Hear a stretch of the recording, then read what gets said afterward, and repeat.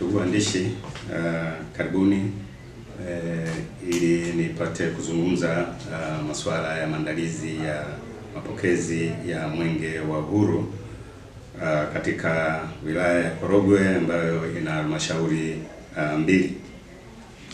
Kwanza kabisa tunamshukuru Mwenyezi Mungu, jana tarehe 17 mkoa wa Tanga tumeweza kupokea Mwenge wa Uhuru kutoka mkoa wa Morogoro, ambapo watu wote wa mkoa wa Tanga tumeweza kupokea Mwenge wa Uhuru kupitia wilaya ya Kilindi, ambapo umeanza rasmi kukimbizwa ndani ya mkoa wa Tanga kwa kupitia wilaya ya Kilindi. Mkoani Tanga Mwenge huu utakimbizwa ndani ya halmashauri zote 11, lakini kipekee katika wilaya ya Korogwe kuna halmashauri mbili. Tuna halmashauri ya Korogwe mji ambapo Mwenge tutaupokea tarehe 24 mwezi wa 6 na kukimbiza na kwenda kukabidhi katika wilaya ya Lushoto.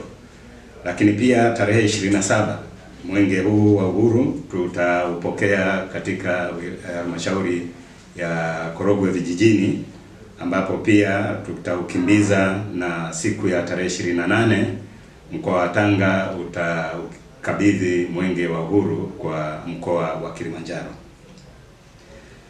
Kauli mbiu ya Mwenge wa Uhuru wa kitaifa kwa mwaka huu 2026.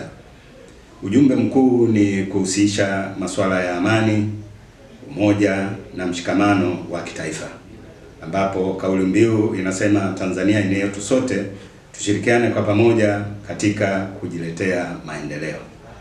Jambo hili ni la msingi sana, ambapo niwatake na kuwaomba na kuwasihi wananchi wote wa wilaya ya Korogwe. Wito wangu kwa wananchi, tujitokeze kwa wingi kulaki Mwenge wetu wa Uhuru kwenye maeneo yote ambayo utapita, ikiwa ni pamoja na kutembelea miradi, kuweka mawe ya msingi, lakini pia na miradi mingine kuzinduliwa ili iweze kutumika na wananchi.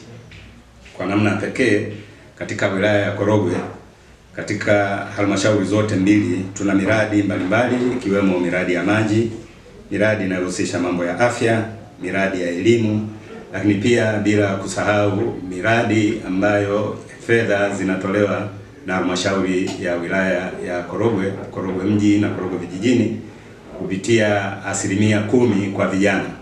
Kwa pamoja na maeneo mengine tutapitia Mwenge wa Uhuru pia utapitia kwenye maeneo ambayo vijana wanafanya shughuli zao kupitia mikopo ya 10% ambayo wamekopeshwa. Lakini pamoja na hayo, miradi Mwenge wa Uhuru utapitia maeneo mengine yakiwemo miradi ya kiuchumi ambayo inaendeshwa na watu binafsi wakifanya shughuli zao za kiuchumi mbalimbali.